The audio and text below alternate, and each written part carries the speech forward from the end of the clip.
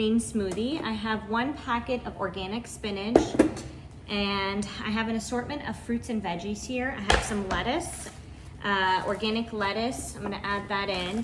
I have 2 apples, a banana, a lemon. I took the rind off.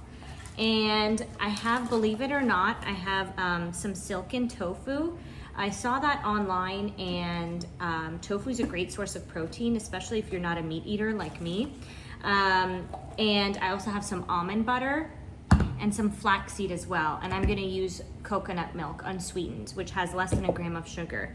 So I'm gonna add all these ingredients, blend it up, and then you can add protein powder, you can add any small little sweetener, a little bit of honey on top if you want, but I'm not adding any of that because honestly, it tastes amazing and my 2-year-old likes it. So if a 2-year-old likes it, it has to taste good. All right guys, so I blended all the ingredients. I'm gonna pour it in a glass, and this honestly makes maybe 2 or 3 servings, so you can save some and have it in the next couple days to come. Taste test.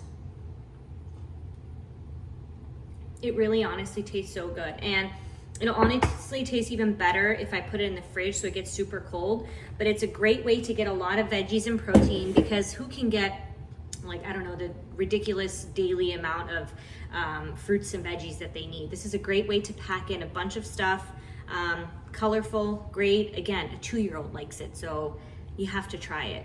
Anyways, add your protein powder, make it yours, tweak it how you see fit, and let me know how it is.